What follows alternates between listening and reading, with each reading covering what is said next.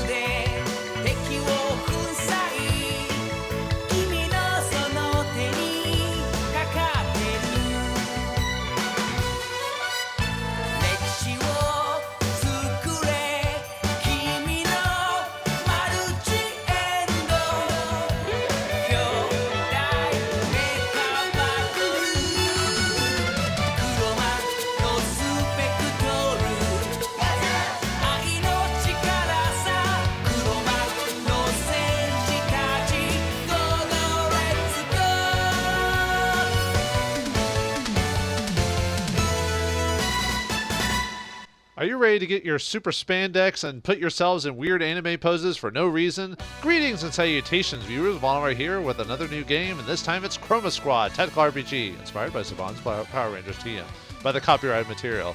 This is a tactical, well, as it says, a tactical RPG made by BS Yagos Eletronicos Ltda, published by Bandai Namco.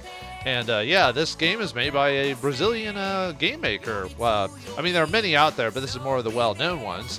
This guy was inspired by Power Rangers, like a lot of kids back in the day. I only watched one season of Power Rangers, but I'll talk about that as I start the game. Let's start the game. In this game, you can either load the game, start the game, you can make an episode of this game for people to access, which is kind of fun, and you got the settings. Let's see, music, audio, we'll leave it at that. Yeah, I can do it in English, Spanish, French, oops, no. Let's see, yeah, Spanish, French, German, and I forgot the other one. But anyway, yeah, I can do full screen on or off and high resolution. Look at that, high resolution there. But anyway, let's just start the game and see what this whole thing's all about. Okay, so we got the game's difficulty here. So if you're first time playing this game, probably start on interesting mode. However, overall, I don't think this game is really that hard, at least not until we get to heroic mode. Because I was a first time player on this, I chose challenging mode because that's what you need to get all the difficulty achievements, is beating the game on challenging mode, because it'll lock all the others here. But overall, I didn't have really a major challenge to this game until maybe the final season of the game. And even then, I probably wasn't as optimal as I could have been, or chose the best path, because that was more of a user error than that. So overall, I would say try challenging just as a first start to see, unless you're not used to strategy RPGs or if you want an easy playthrough. Heroic, I've yet to play it on Heroic yet, but I'll go over, let's see, casual. So you want to just sit back and enjoy the story, choose items and studio upgrades based on taste rather than stats. Interesting, you're used to playing RPGs but don't want to think too hard or try the same episode more than once. Challenging, you want to test your tactical abilities as well as your studio and gear choices. You're not afraid of failing episodes eventually. And heroic, you want to prove your mastery of the game. Enemies are very strong and seek out exposed and weak party members.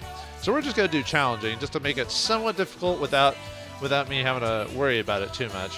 I thought about doing heroic because I've already beaten the game on challenging, but I kind of want to stick with this for those who want something of a challenging, because casual and interesting are pretty easy to play. Like I said, I almost beat the game with like almost no problems on challenging. So once upon a time at a TV studio just like any other.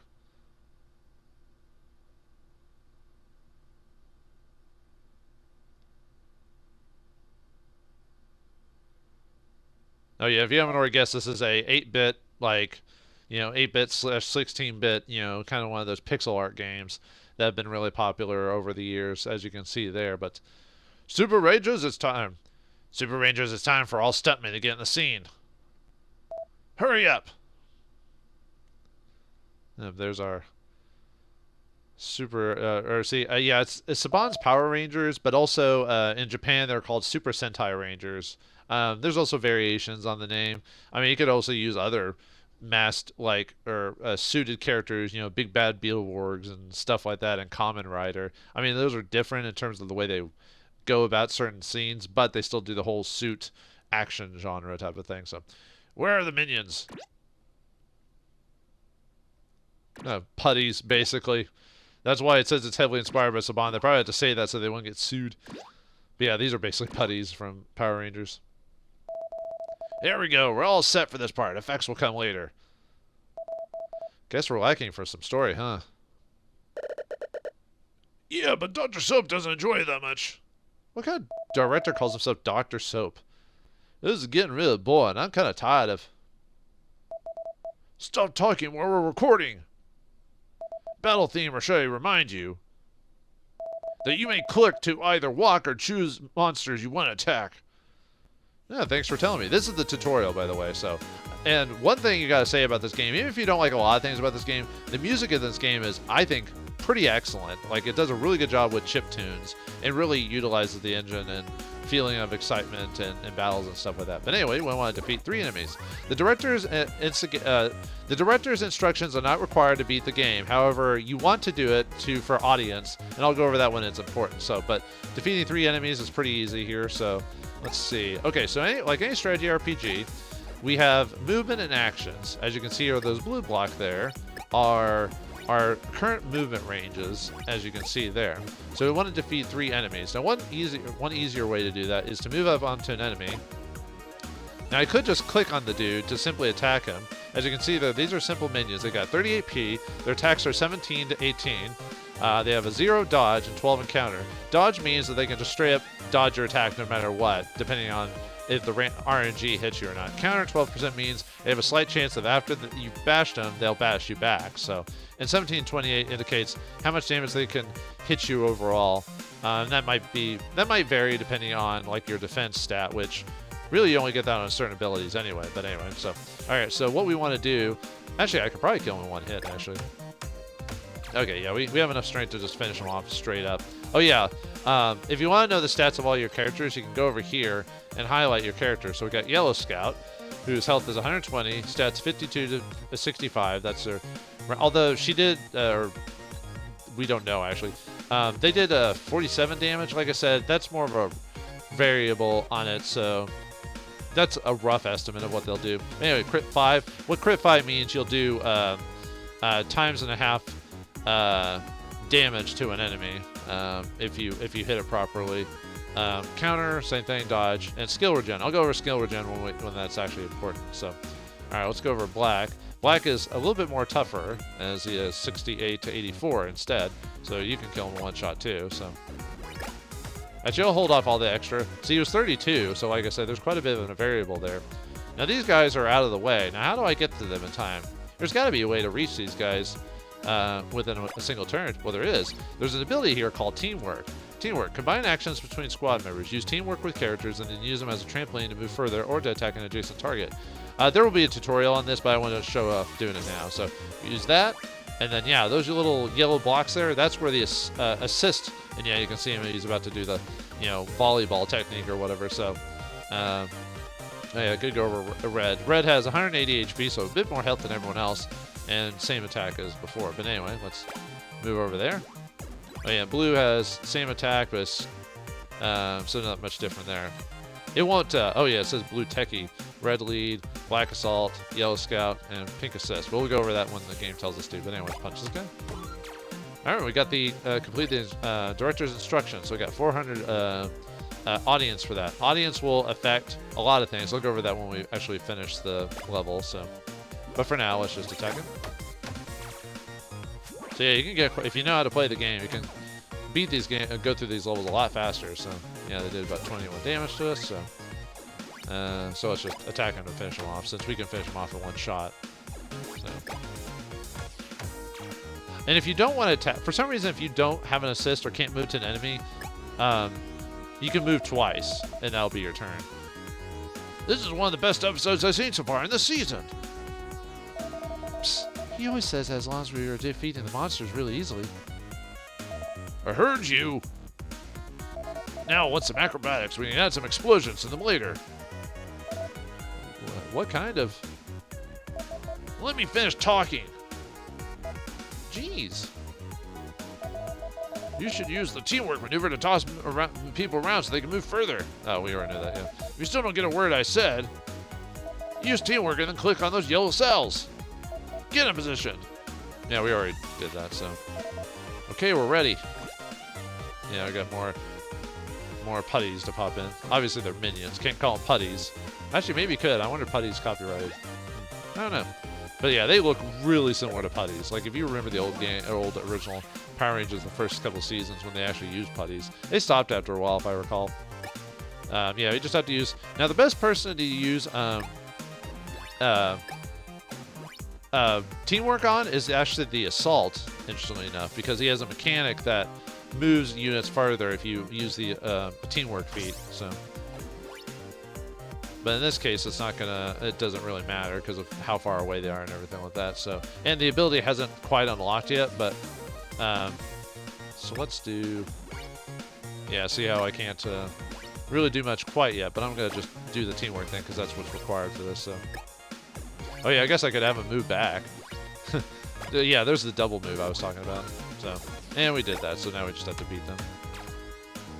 Very easy. But this is the tutorial, so. Tutorial/prologue, so just going in and beat the guys real easily. So I'll just end my turn by teamworking, because I don't really care about moving closer than I can. I'll just teamwork just to move you guys as fast as I can. And yeah, you're probably thinking, yeah, this game is easy. Well, it is the tutorial. I mean, there are difficult spots. Not saying it's completely easy. It's just I didn't really have to stress too much in this game until the final season of the game, really. And this is supposed to be challenging, so. Cut, another perfect scene. Be glad I'm here to tell you what to do all the time. Oh boy. Now show the audience some more teamwork. Yeah, this is the teamwork mechanic. You know how it works. Attack a menu when someone is using teamwork next to it. I trust you guys won't hurt me. Really? We're about to hurt you. Yeah, here's the teamwork. So you hit teamwork, then move someone next to it. Boom, they punch them or do some ability. There are some certain abilities that will be effective with teamwork, or some people can make teamwork more effective than others. Oh yeah, it said high def minion was this guy. He had different stats, but because you can beat him so easily, you don't even pay attention to some of the characters in the early game. Great job, keep moving like that, and I'm loving this. Now on to the boss, can teleport in the set. Where's that big girl in the monster suit? This is how you're going to do this. Remember your training, but put 4 of you adjacent to the monster in teamwork, and then attack the monster. Everyone around will help you out. This is what we call a finishing move. Why is he saying all these things again? We've done this so many times already. He just likes telling people what to do, I guess. Monster will blow up when you do the finishing move. I need the 5 of you to do it together. Should we fight the monster before the finishing move? This feels rushed. Our audience won't enjoy it. I never want to hear you say I want it that way. Alright, we'll do the finishing move. Alright, all you have to do is just move everyone. It has to be a block around him, so it can be here, here, here, here, here, or here, or here. So you got a pretty high range of like what you need to be next to him. And you can put everyone together. For teamwork, for doing the finishing move, it doesn't really matter who does the final blow. Because, well, yeah, this guy is called Intro. Has 8 to 4 attack, 5 dodge, and 5 counter. Although, if you're doing it right, you should never have to go have him attack you, so. Let's just attack. Chroma power!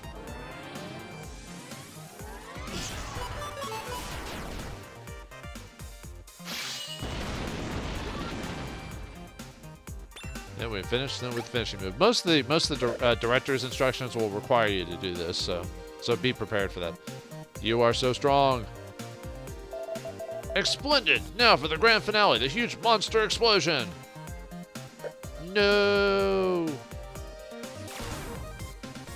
It's not a finished monster. It looks like it explodes. This is ridiculous. It's not even a giant robot fight. Hey. The actors just sit in their chairs and we send them to do most of the recording. As you can see right there, there's all the actors. And besides, this is so silly. We always record in the studio. We should go outside, see different places. Come on, people. Our show is not that bad. I'm listening. Why can't we run our very own studio? my, that's just the perfect idea. Count me in. What? Are you leaving Super Rangers? I'm in too. Let's do this. Have fun leading a studio that isn't fun to work at, Dr. Soap. Bye-bye, Dr. Soap. Oh, and please stop being so mean to your employees. You can't... ...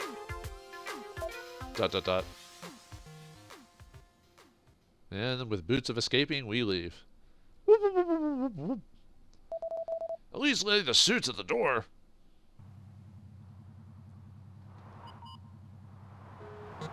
The stuntmen met a moment later, still dressed in their old studio spandex suits. They talked about how they could start their own studio and record their first episode. After a few minutes, an idea popped up. My uncle has a warehouse not far from here. We could use it. Alright, that could be a start.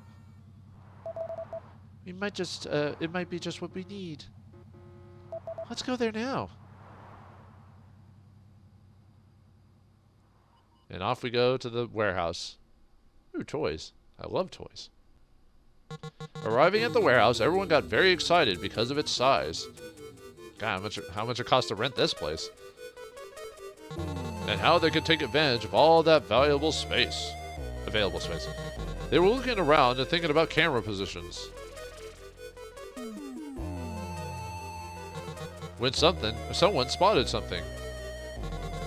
A huge pillar at the very center of the warehouse, covered in some sort of dirty bed sheet. No one knew what was under it. Where are those stunt actors? Oh, there they are. They need to return my studio spandex suits. But wait, what is that? I'll just keep watching.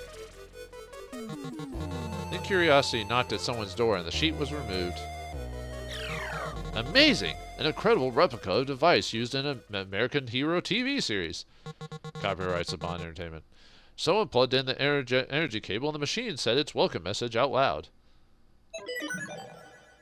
There's too much pink energy. Hello, my name is Cerebro. This is an example message. Type the words in my back display and I shall text-to-speech them. Everyone's eyes shined. Wow, let them have those clothes. I know what I want for them now. I'm thinking of some devious plan. I'm out. We were just looking for a place to set up our studio and record, but now we also have the Cerebro thing to support our story. It's amazing. Yeah, this is it. Just ask your uncle for this too. Our future fans will love it. Will do. I think I'll be happy to lend us anything, including the warehouse. What a nice uncle you've got there. Hooray, everyone gather the props at home and let's meet up tomorrow. We have plenty of work to do. Now, lucky they found that text-to-speech thing. I wonder if it's the same text-to-speech as the Emperor. You know, the Golden Emperor, if you know what I mean. So the groups of friends decided to take different paths in their lives. Later that day, the clothes were returned to their old boss. Oh, that just happened. And after a few weeks, with a contract ready to be signed, they finally have everything ready to start recording. And that's pretty much it, so. Alright, for Season 1, we got a contract, $1,000. Conditions, record season finale after recording 4 other episodes, that's required. There's nothing. The contract will be canceled if enough for fans is lower than 0, and that's by the end of the season. Which, if you're playing this right, you should never have to worry about, like, your fans hitting 0.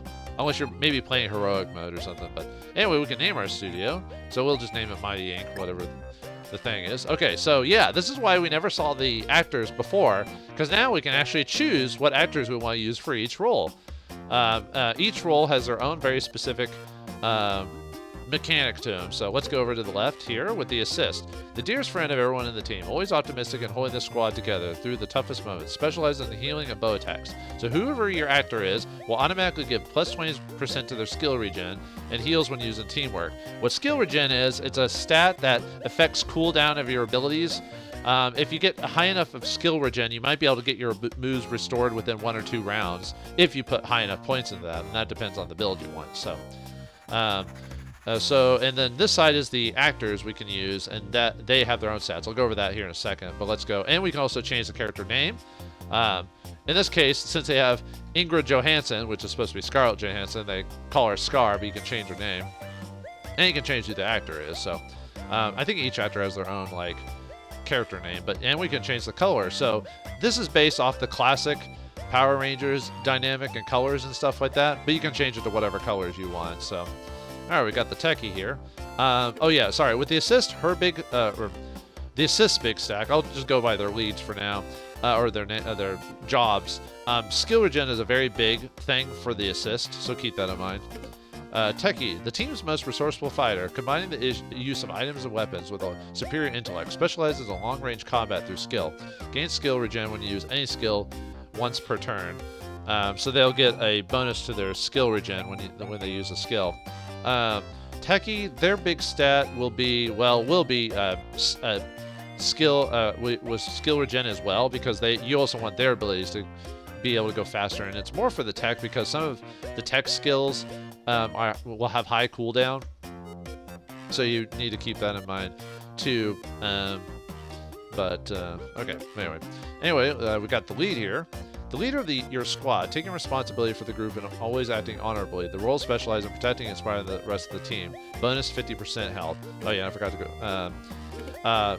The assistant techie, they're meant to be the long range back of the row fighters.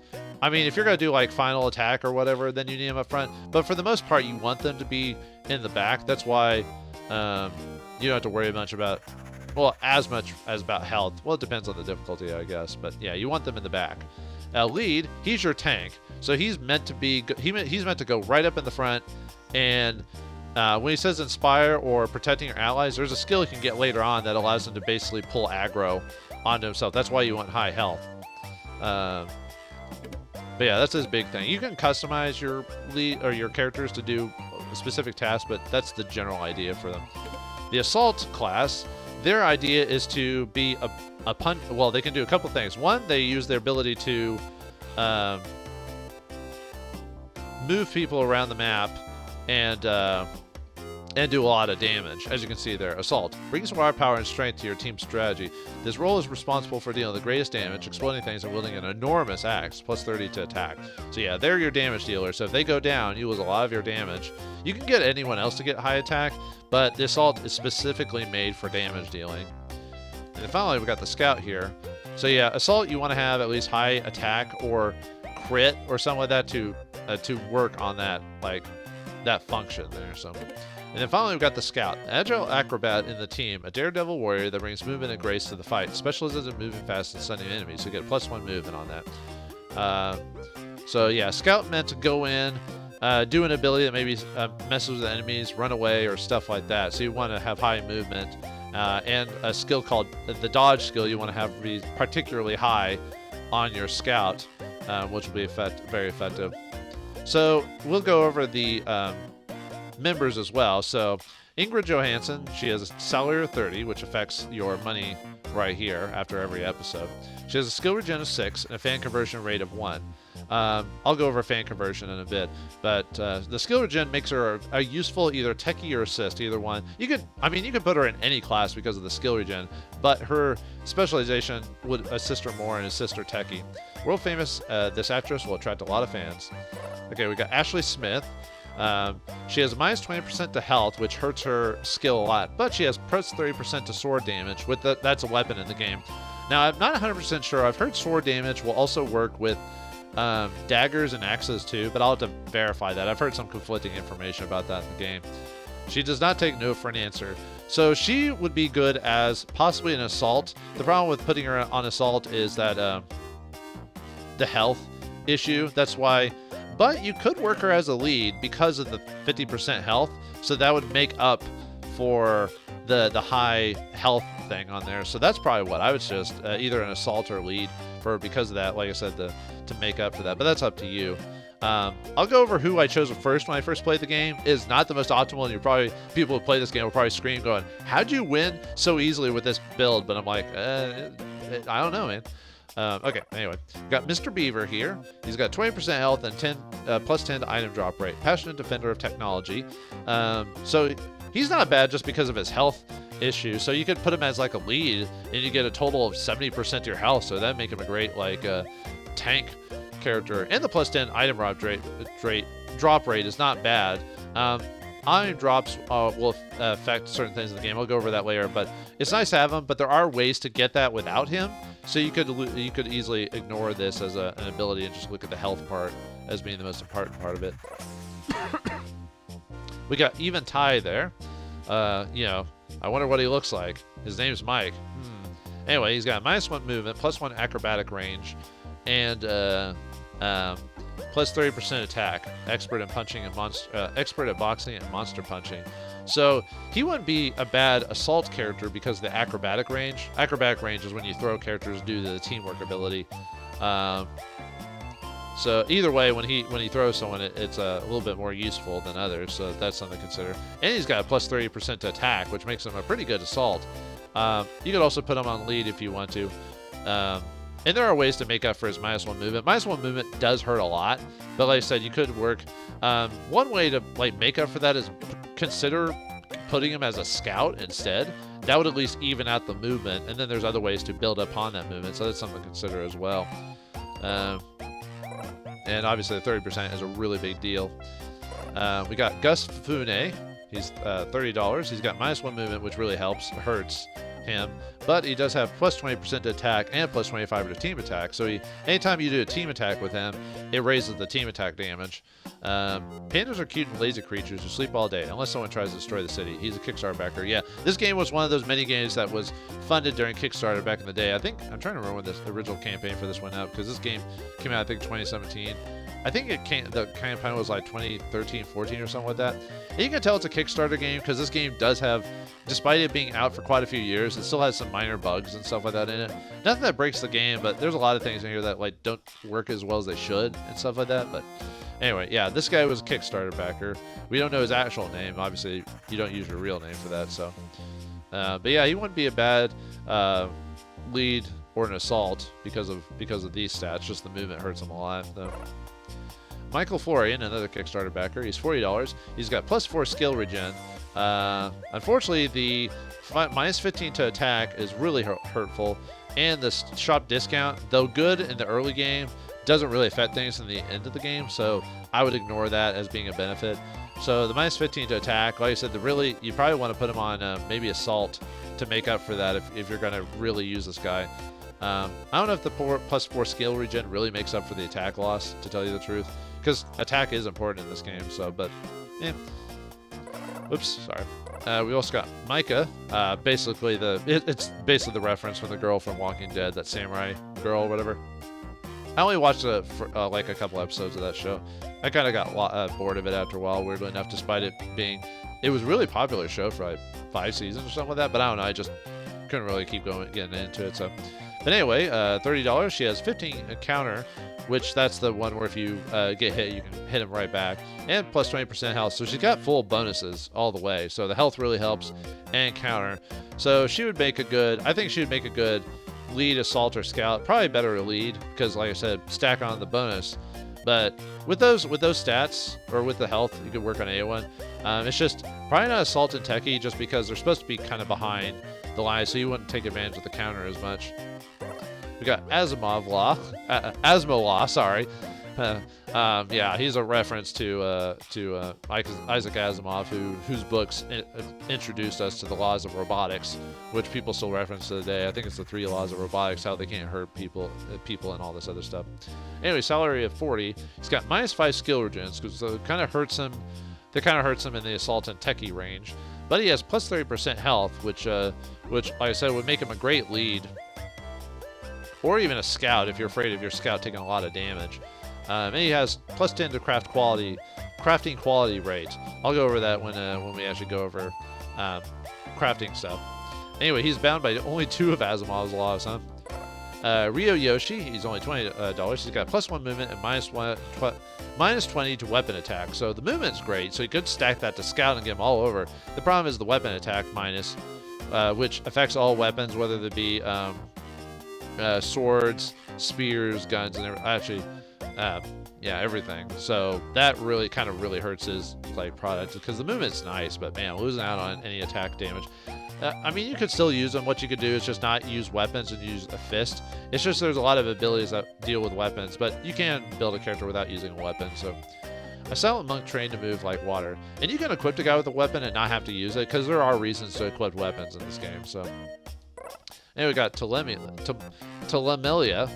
He's another Kickstarter backer. He's got $20, minus 30 to dodge, and minus 30 to counter. That is terrible. But I guess you could put him on a lead, and plus 15% mecha health. I've never lost a mecha fight, and those things aren't very hard to do at all. So this guy's like bottom of the barrel. He's like probably the worst actor in the game. You could beat the game with it if you choose maybe easy or normal or interesting difficulty, but challenging a heroic, I would definitely not choose this guy at all. He's just not worth it. The mecha health is not worth it. Takes care of his RV as well as takes care of our giant robot, the Kickstarter backer. And we got Wesley Stripes, obviously Blade. He's got plus 10% to his health and plus 30% to pistol damage, which pistol damage is pistols and rifles.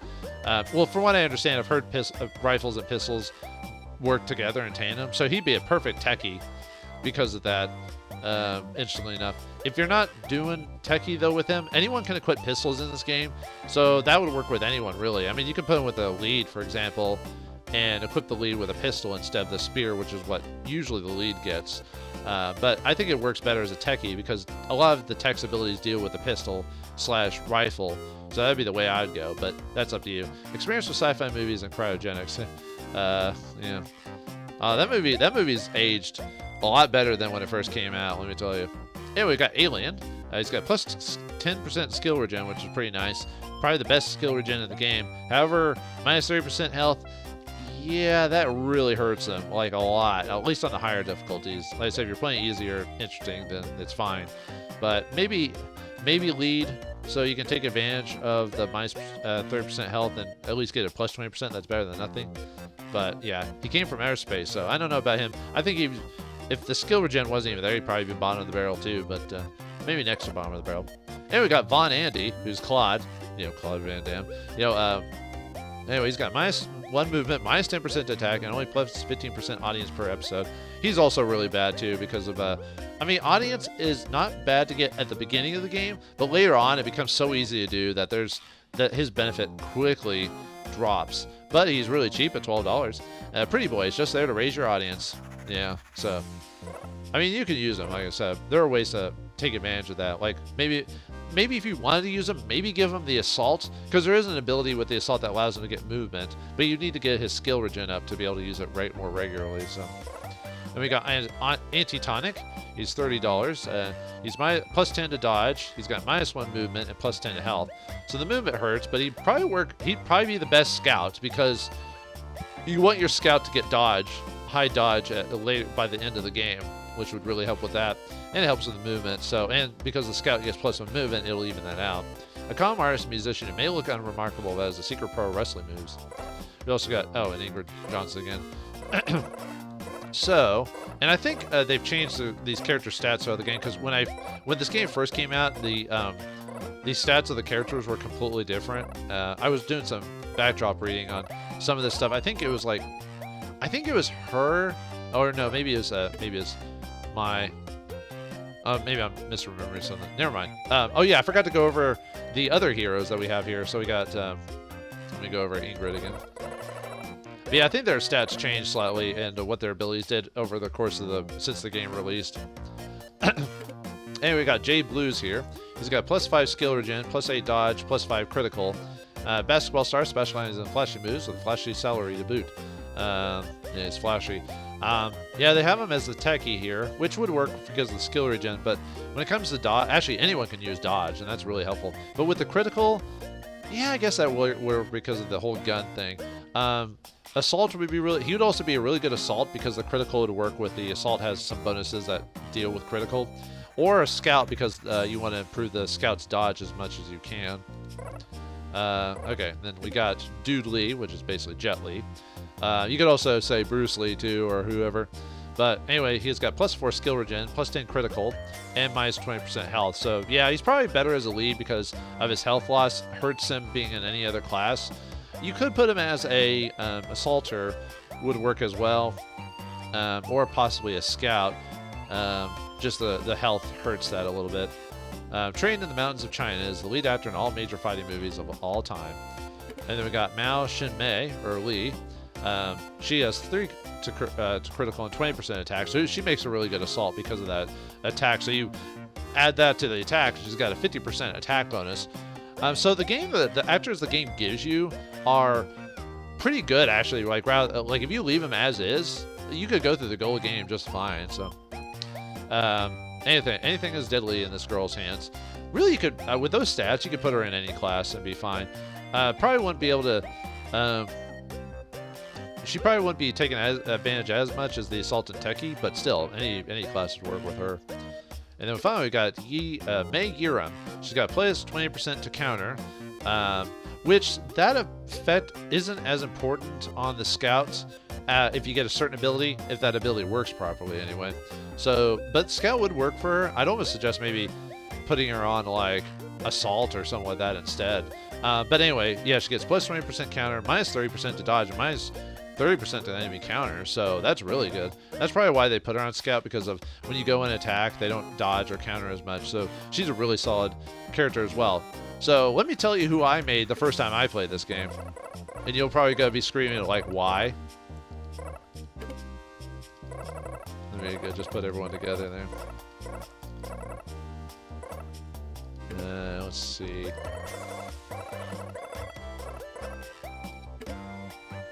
Oh wait, no, I didn't put him as scout. Whoops.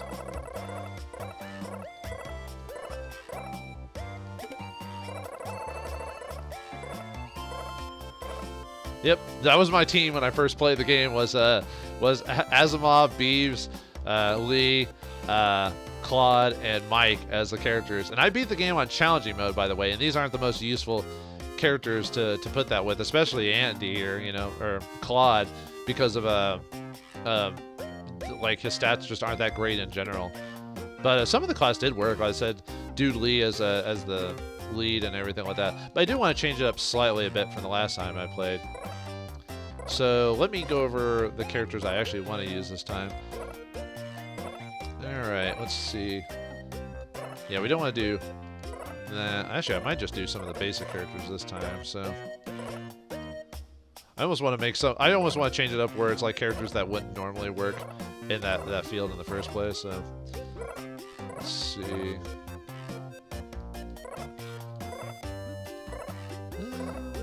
Let me look at my guys again. Actually, let me take a quick break, and I'll be right back, and I'll have my team ready to go. Alright, we're back, and I've chosen my party for this. Now, I don't know if they're the most optimal party, but this is the one I want to use for it. Now, one of the main reasons I'm using Mr. Beaver or Beeves is because there is an achievement that actually is tied specifically to this actor alone. No other actors have this, only Mr. Beaver. So if you're doing a first-time playthrough or trying to maximize your achievements, you want to at least have one run where you have Mr. Beaver as your choice.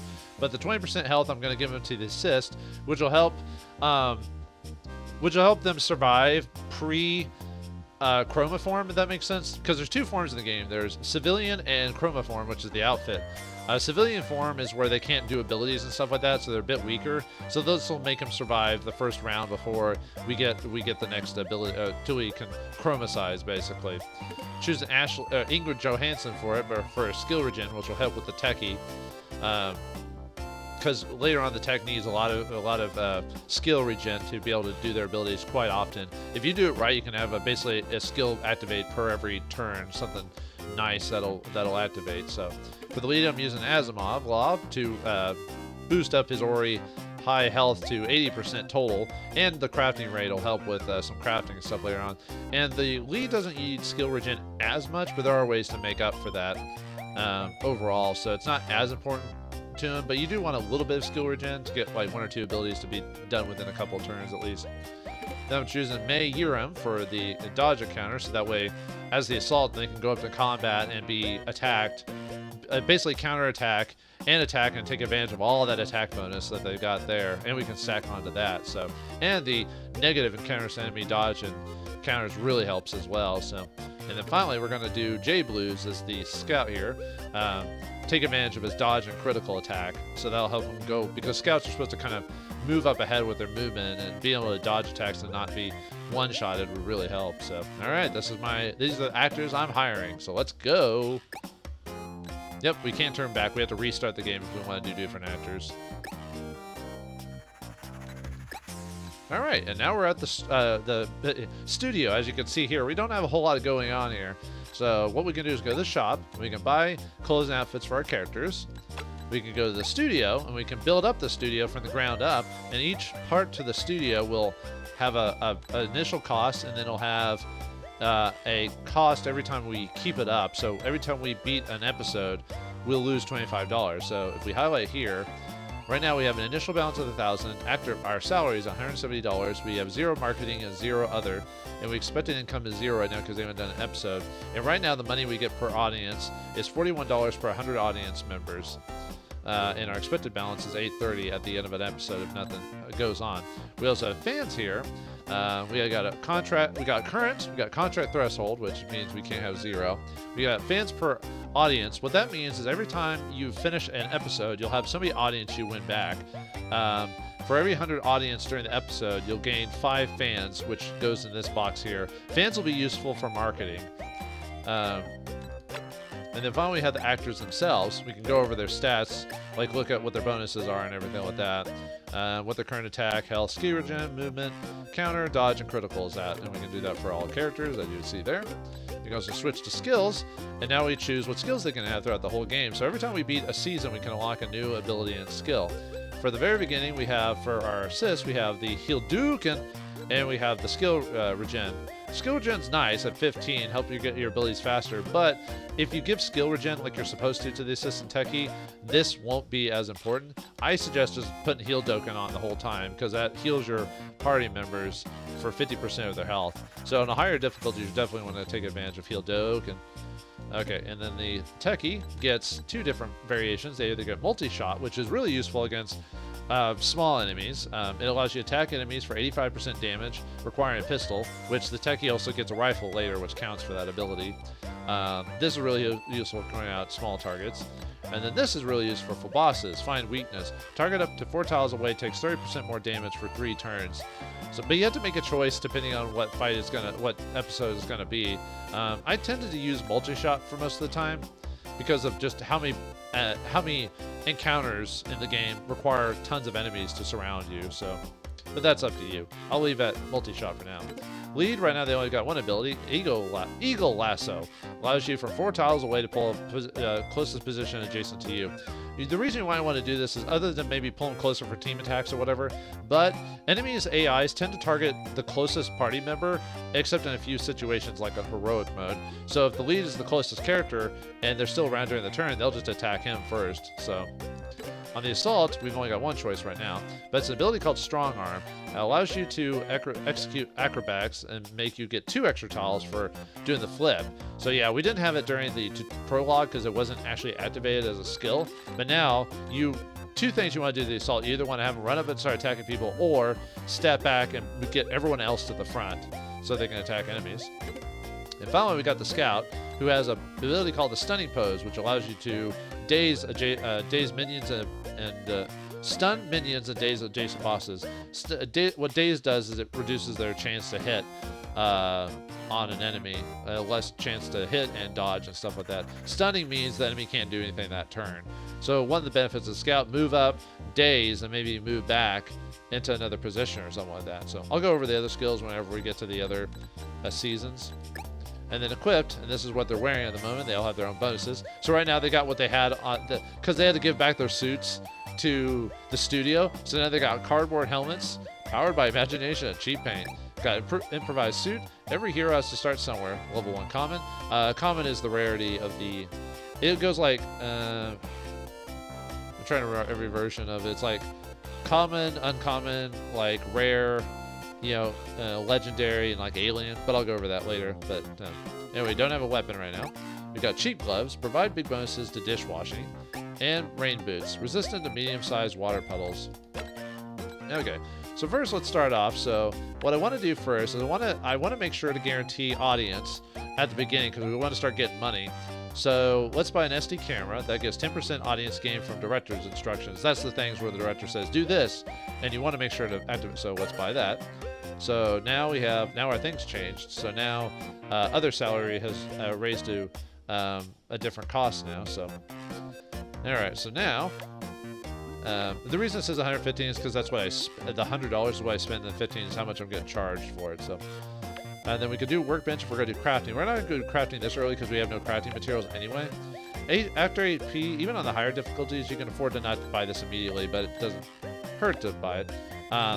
You also want to buy a microphone because that gives you 10% for combat and skills.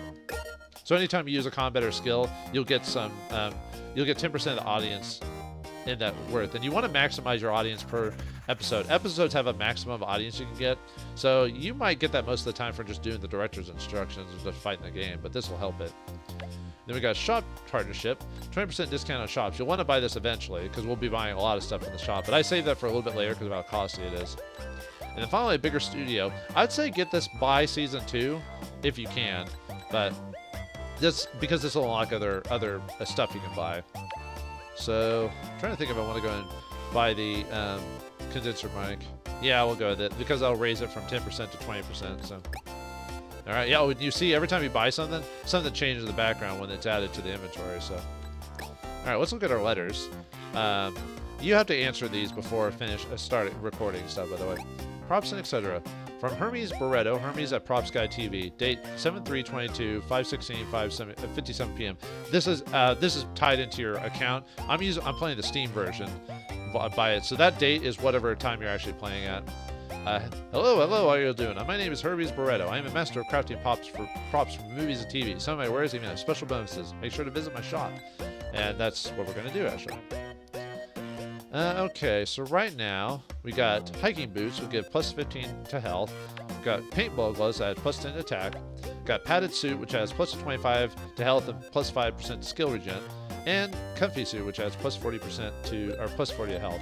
Then we've got weapons. We can either buy a sword, which gives plus 12 to attack, 40 damage, 40 cooldown. Cooldown cost is how many turns it takes to get to your turn, and skill regen affects what the cooldown costs. So what it is, it's cooldown cost divided by skill regen equals how many turns it takes. So we got 11, so that would be 3 point something. So that means rounded, and it rounds up the number. So that means if you use this weapon, it'll be 4 rounds. At least from Asimov's point of view, it'll be 4 rounds, so you can use the sword again, for example. But you might just buy the sword just for the pure attack bonus on any character. So that's why you might consider buying a sword because of the attack benefit. Or you can also buy the skill pistol, which gives plus 5 to skill regen, 22 weapon damage, and 50 cooldown cost. Not much, but wait until you see the special effects. And toy sword, there is no point in it. And you usually want to buy a toy pistol, well, at the beginning of the game, maybe for everyone, but mainly the assistant techie for now anyway. Alright, let's see. Money-wise, we want to, let's go and buy everyone paintball gloves so we can get a decent amount of damage out of them. Alright, I think I have an extra one for some health. So, let's see, everyone should be at 120 right now, except for Beeves and Asimov right there. So, let's go ahead and give some boots to you three to just make up for that for now. Okay. Yeah, this is going to be a long episode, by the way, because I wanted to do everything set up. After that, I'll probably maybe do an episode, just so that might be shorter episodes because of that, but I'll maybe put out more videos. For now, this series won't be common. It'll be just every once in a while. But all right, sorry about that break. I just took a little break in between the action there. So let's go ahead and play. So let's do the recording session here. So all right, so when we got the first episode here, the pilot episode for your very own series. Today, Mighty Inc. will deal with a new threat that appeared near Science Lab. Audience of 2800, location, Warehouse of Scar's Uncle. Director instructions, 1 of 2, perform 3 team attacks, keep actors above 50%, defeat boss monster with finishing move, and defeat all minions before attacking the boss monster. That counts for countering, so be careful on having high counter at this point. So, Season 1, Episode 1. Wow, our first episode. That's awesome. What if our first story was about a group of monsters that tried to run up a science lab? And then I beat up dozens of them. Alright, calm down, Mutai. Hey, yeah, great, but hold on, we should add a narrator. Don't start the action yet. Once uptime, a group of heroes is born. Once uptime. What do you think, R5D401? I heard that a good plot starts like this. It's good, but it's spelled wrong, isn't it? Once uptime? Shouldn't be once upon a time. Oh, the guy who sold us the narrator software told me it's one of its quirks. We should just roll with it. These powerful teenagers are the last hope of humanity. And their first task is to defend a science lab from an evil monster. But aren't the minions kind of late? Where did they go, Flashy? I don't know, R5D401. They should hurry. What do you say, Beeves? They must be getting dressed. Don't worry, let's just have fun with our new job. Alright, here they come. We will have lots of editing to do later. Scar, action. Noisy noises. Oh, here come the putties. Oh, I mean, squirrel putty monsters. Wait, are they coming out of the dressing cabinet there? Oh, they were just getting dressed, huh? You're popping out of nowhere. The gosh darn jack-in-the-boxes. Hey, you are. Get ready for some action. Alright, 3 teams attack, some 50% damage health above that much, so. Alright, so I want to usually try to get, like, the director's actions as soon as you can, unless it's the ones where you can't do anything about it via, it has to be done via, okay, let's action you here, team attack. So that way I can get the team attacks going as soon as I can. Now let's have you move there. Let's have Asimov move here, mainly because the techie and assist can't kill one of these guys by themselves, but Asimov can. Oops, I didn't mean to move you. That's one thing about this game that's kind of annoying, is that if you move a character, click a spot on a character, there is no backspace to change your mind if you didn't want to move there. You're set into that. So if you make a mistake, tough beans, dude. So anyway, let's attack him. Yeah, so we did barely enough damage, what we did. So a team attack is kind of a small combination of your attack, both of your attack variables put together. There are some minor variances, like when it comes to the leader and stuff like that, so.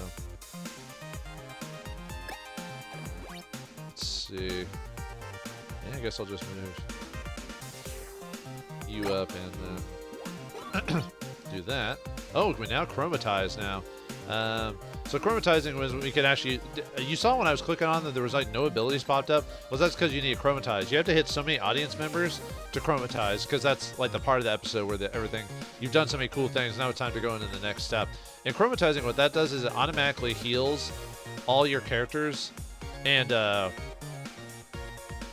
that's pretty much it. Like, and it also resets you on the map. So sometimes you might want to take like a turn of getting beat up, and then chromatize to heal that part up if you're worried about that. So I'm not going to chromatize yet. I'll do it at the beginning of a turn. There we got a new line of duct tape. That's for customization, by the way. Ouch. I'm not going to say all the people's random, like, weird effects when it comes to it. So, and also, whoever you choose to chromatize will take up will do the pose for it. It will be in the center of the pose. It doesn't really matter who chromatizes, but. And you'll also move to a spot on the map, and here the AI will move away from you to let you chromatize. So, all right, lights, camera, chromatize, and we get. I think there's like multiple points on the map, like, or there's a set thing where the closest someone is, they'll go to a point in the map. Everyone will move to it, so it'll even put people move their positions closer to each other. So that way, if you're kind of like all over the place and you chromatize, you'll be like, oh, I need to get everyone together. Let's just chromatize. You know, that's one way to manipulate it. So, all right, let's start moving. So, probably want to start with maybe multi-shot. Yeah, it looks like we got most of them right in the good pose right there. Now the problem is multi-shot's going to move everyone around, but that's fine. Okay, we also have a new ability here, or one of our abilities, the stunning pose, what I mentioned before. So let's take advantage of that. So let's stunning pose these guys. And then I'll move, I won't have him attack, but I'll move over here to get attacked by this guy. Maybe his dodge will help him dodge the attack. Alright, you, since you're assaulter, I'm gonna have you attack this guy. You might be able to beat him by yourself, maybe. Nah, no. Oh well. All right, let's now let's have you finish. There you go. Yeah. All right, more duct tape, and then I want to. Actually, let's go over here. Let's eagle lasso you, so you can move you closer to the lead, and then let's use the sword on him. As you can see, the sword can do possibly 114 to 127 damage, and yeah, cooldown is 4 turns, like I said before during the discussion on skill regen. So. It still did below the randomness. So, all right, since everyone's weak, a team attack should be able to finish everyone off. You can also use a pistol weapon too, because techies come equipped automatically with a pistol, and leads automatically come equipped with a toy sword. So. But yeah, we'll teamwork the rest of these guys because of the multi-shot. There was just enough damage done to him that multi-team attacks will finish mostly everyone off. What did you do before? Oh wait, no, that's wrong person. I meant to have this assault attack. Oh well, whatever. And we get more duct tape. All right, just finish him off with whoever. It doesn't matter. Alright, nice. Yep, we did both of the director's instructions, so. After defeating the powerful aliens, while the squad was planning to do what to do next, something devious appeared. What the?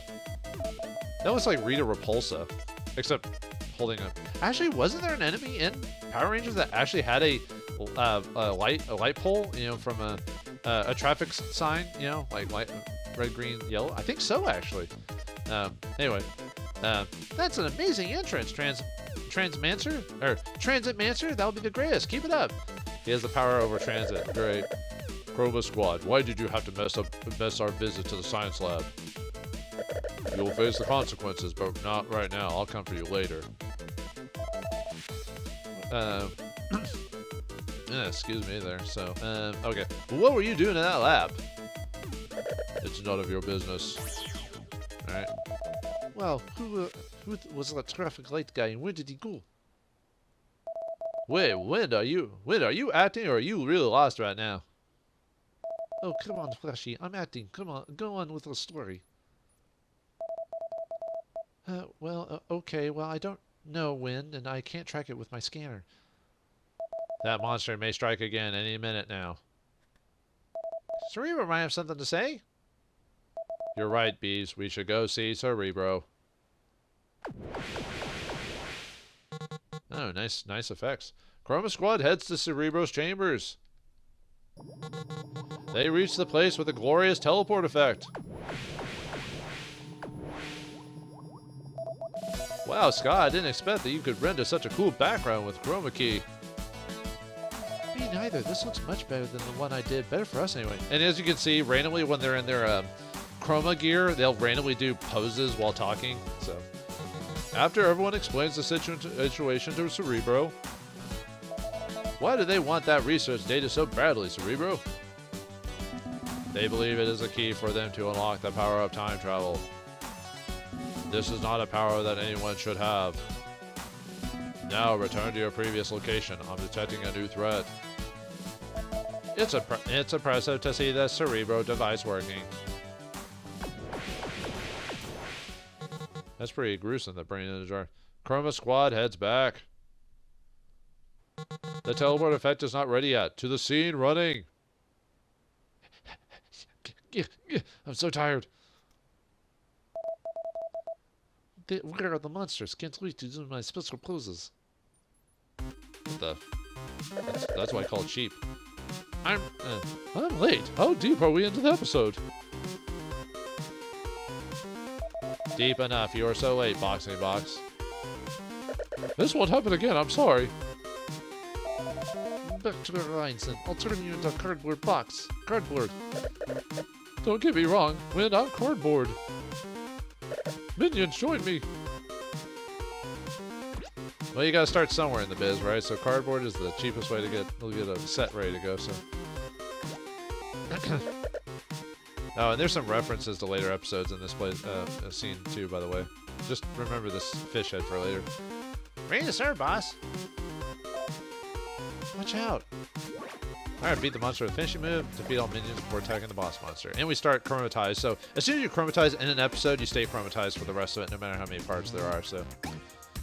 Alright, let's see, we could start off with a, and we got all weak nutcrackers here, but we do have the boss of this fight, the boxing box. He has 600 HP, does 35 to 45 damage, 0 dodge, but he has 35% to counter, so keep that in mind. Now, let's do you, and don't want to use, let's see, it takes 5 turns to use cooldown, so we'll hold off on using the his stunning pose. Let's see, could, is that enough? Sorry, sometimes the blocking effect is a little off when it comes to certain things. Yeah, could. Yep, okay. Let's lasso you. I like using certain abilities as soon as I can. That way, by the later part of the rounds, they might be back. So, sorta. They might not kill him though. Yeah. Let's see. Let's finish him off with. Oh yeah, we got the. Well, I'll wait till they get closer to use the sword. So.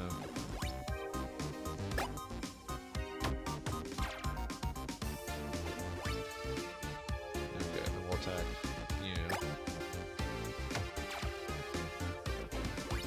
And we'll get you up decently close and then just pistol whip you.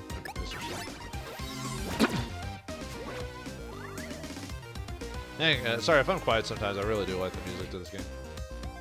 Ow. Ow. Didn't expect that one, huh? Oh yeah, I gotta be careful about countering and stuff like that because of this thing, so. I might be able to just beat these guys before. Oh yeah, and multi-shot will count as hitting him too, so. Yeah, he moved in a good position to where I can't really. Let's see. Yeah, that would hit him if I hit him there.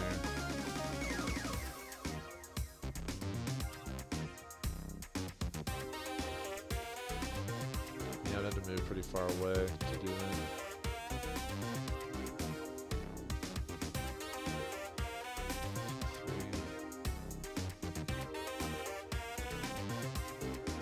Yeah, I'd hit him there.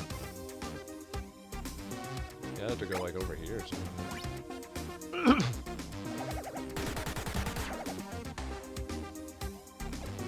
See.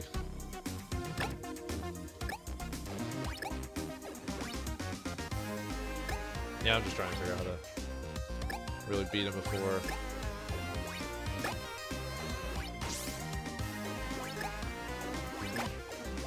Before hitting him. So.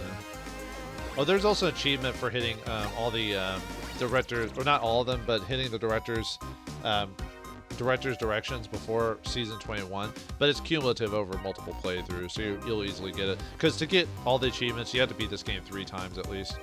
So.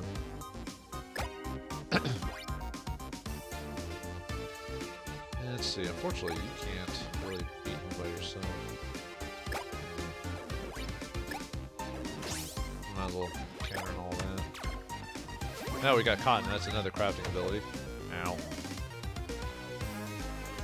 Super punch! And that knocks you really far away and stunned you, so yeah, not much I can do about that, so. Alright, let's finish you off. Alright, we got that, and we got 600 points, and we got a new thing, Play-Doh. Yeah, I can't do anything about you, so we're gonna use stunning pose to stun you so you won't possibly you can miss. Let's see. Let's see. Wind is almost out of HP, so probably use heal Dokkan on him. Although we're pretty close, we probably don't have to worry about healing quite yet, so. Let's go ahead and team attack. Yeah, let's go ahead and pistol you. Nice.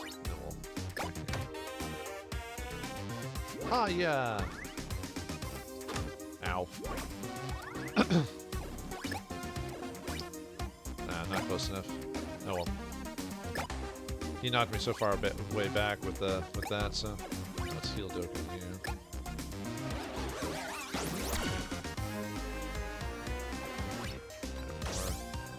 More team attacks.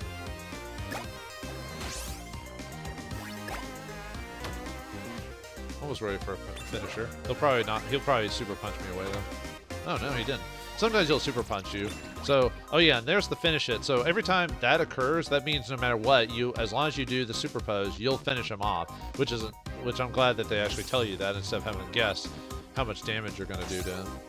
It always, well, I mean, it's different if you're doing it on a main enemy, and you actually do lose audience if you if you do the final strike before using the boss. So if you use on a regular minion, you'll lose quite a bit. It's either 100 to 500 depending on where you are. So it might be like 10 to 20% of audience is lost by killing them before you do a final strike, you know.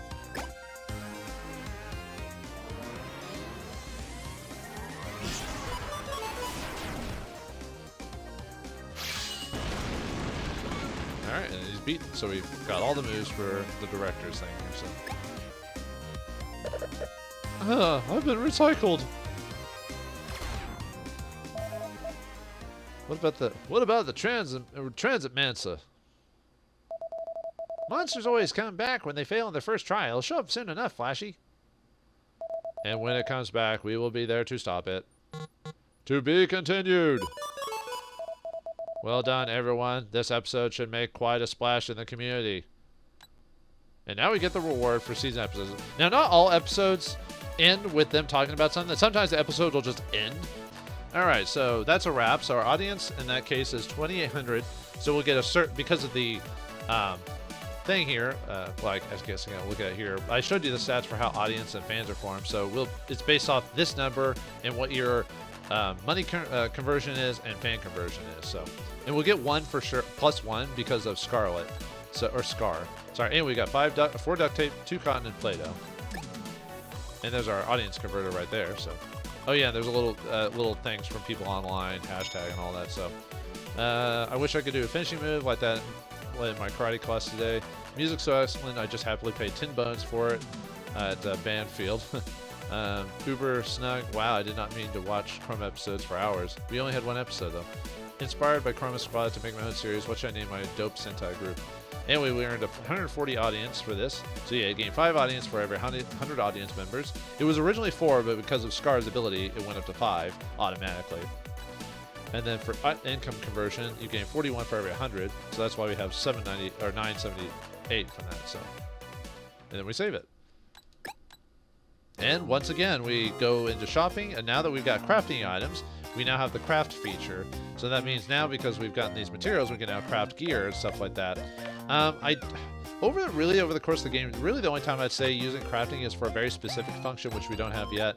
You can use on this if you have money and stuff like that, but I usually save money for buying in the shop, because sometimes shops have just straight up better deals.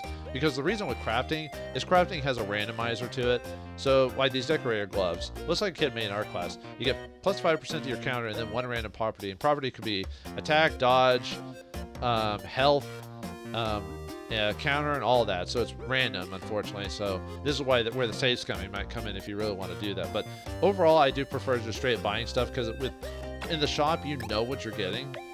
You know, like right here. Yeah, sometimes you can get a really good randomization, but I've gotten so many times where I got a really bad randomization that I didn't even want for the item or whatever, and it didn't really work out in my favor. So you can make a bucket helmet. Creative solution, surprisingly effective. It's common. You get 12 health and a random property. Homemade suit with love from mom. Aw. Anyway, you get 27 health and a random property. And fake boots.